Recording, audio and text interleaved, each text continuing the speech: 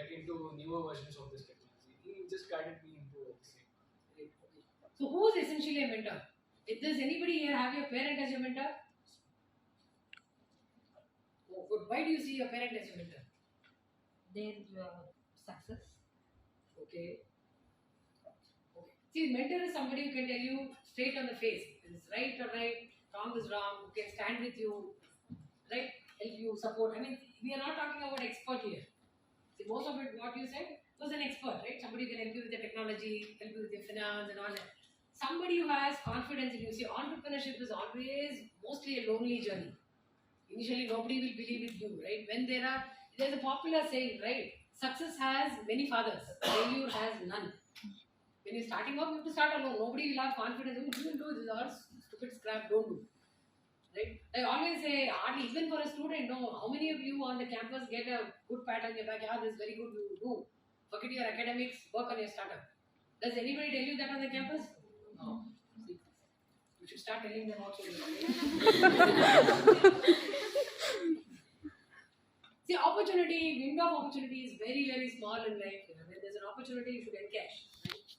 In fact, there's one person called Suhas Gopinath. Many of you, I don't know, you should probably Google and see, right? Well, he came for here also. Yeah, long back he had come. From 2014. Correct. Good friend of mine. Suhas is a very interesting story. He was a product, I think, half-baked product of Ramaya. Yeah, why I say half-baked? He did a startup in the second year. Third year, he was detained for shortage of attendance. Did not go back to college, right? Then did all over, he was, I think, recognized by World Economic Forum as India's entrepreneur at the age of 17. Then Harvard invited him to do a course there.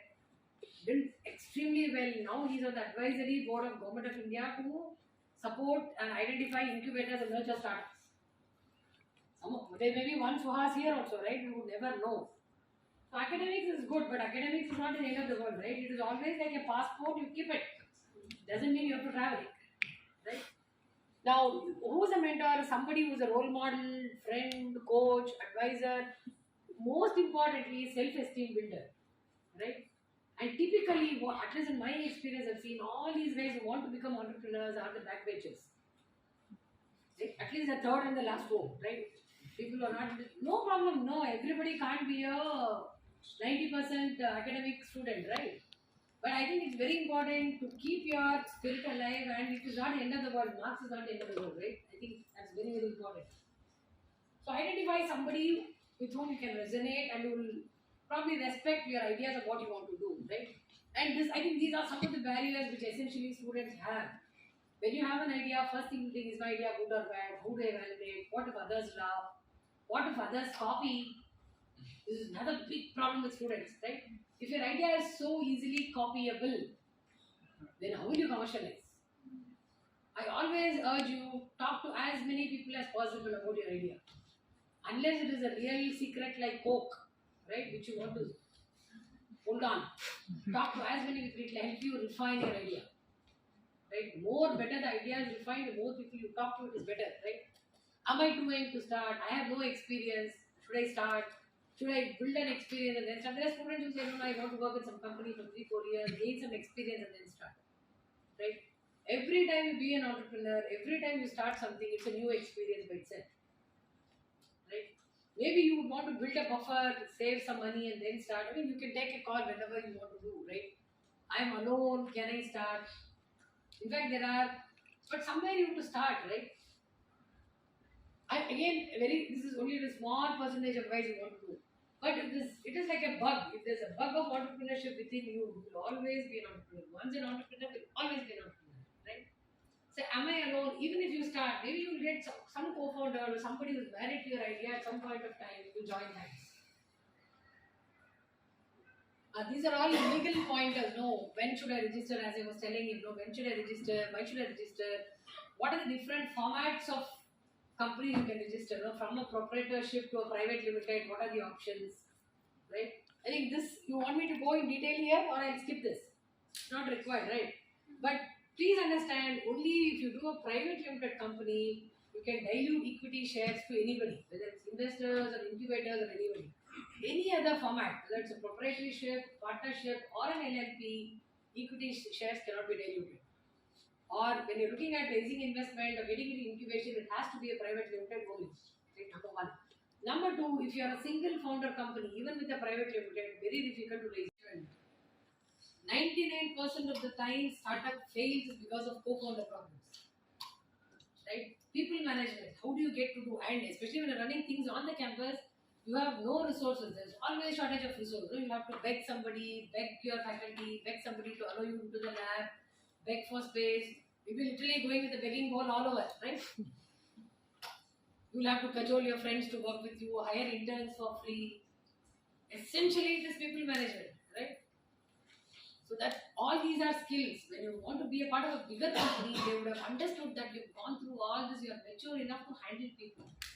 Right? Handling people is the biggest skill which can take you through any journey in life. Right? It's very important. And most importantly, you'll be productively engaged. Right? Now, in a semester, how many weeks before the exam all of you prepare? Weeks. I'll ask the most fundamental question. Do you all prepare for the exams? Yes, ma'am. How many weeks before your exams you prepare? One day. So, maximum 1 week or 10 days, right? No, which is good.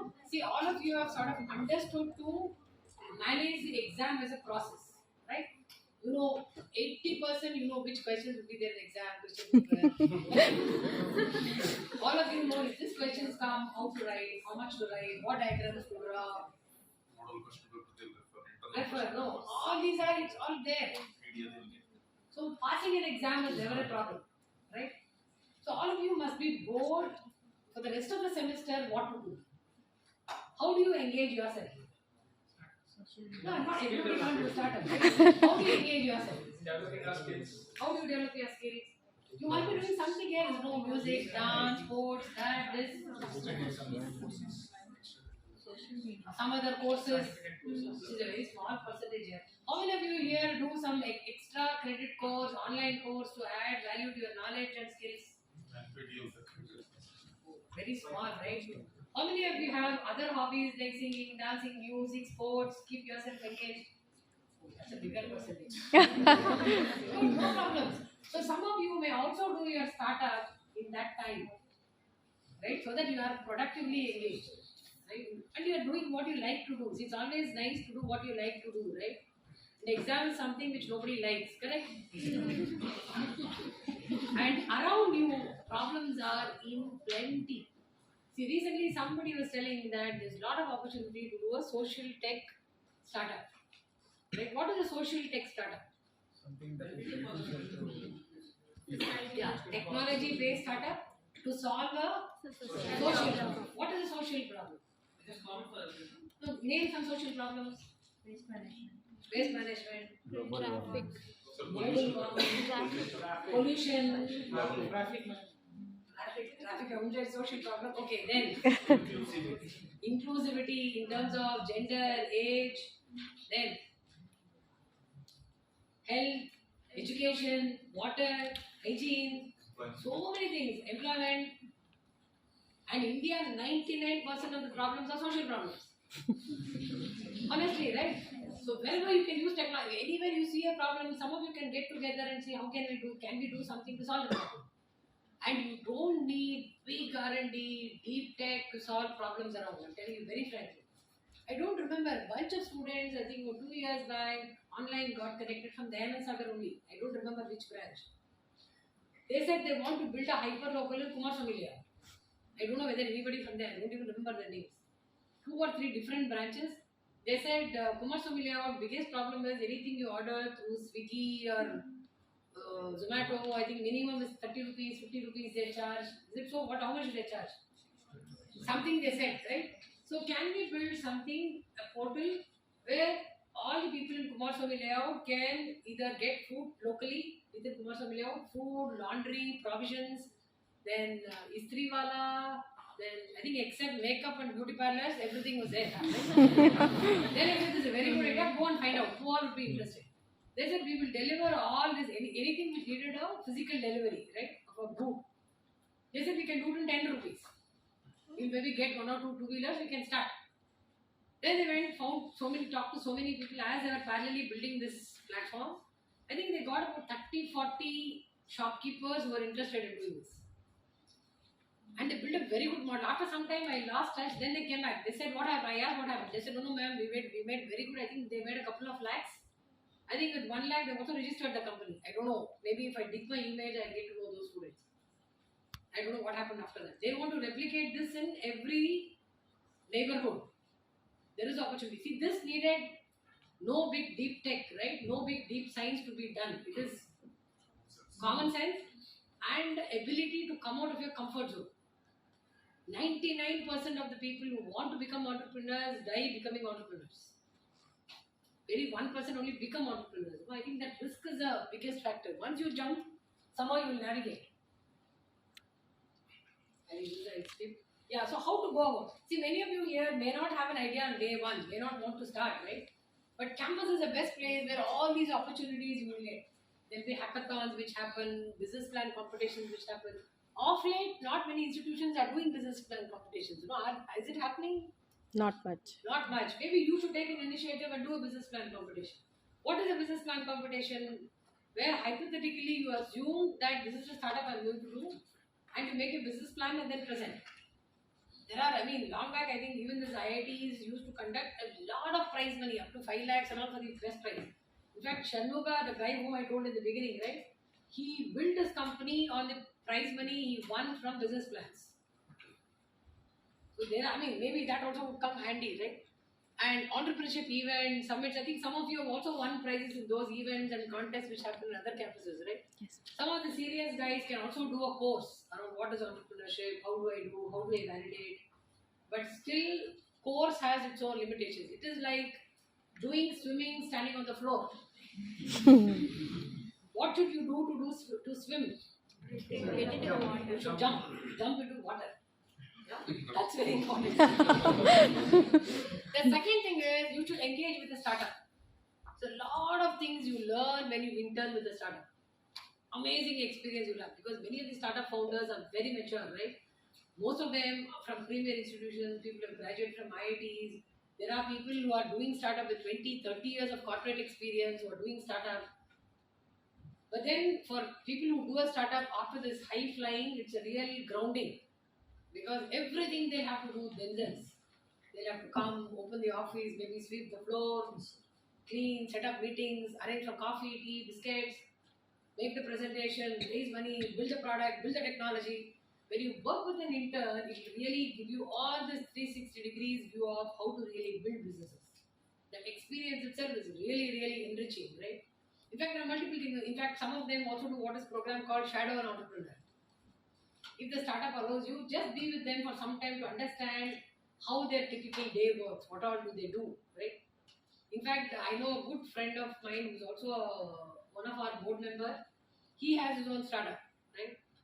He, a very, very senior gentleman, he's been with Microsoft in a very senior position, doing the startup now. Recently raised 50 crore funding, the Series A funding. Last week when I was talking to him, he said, Lakshmi, one day morning I got up around 12:30. I thought my presentation is not yet ready for tomorrow's meeting. I sat, finished the presentation, slept by 3:30.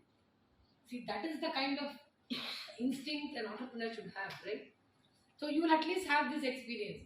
Some of you who want to do your mini project, whatever you want to do, any project you want to do, work with a startup.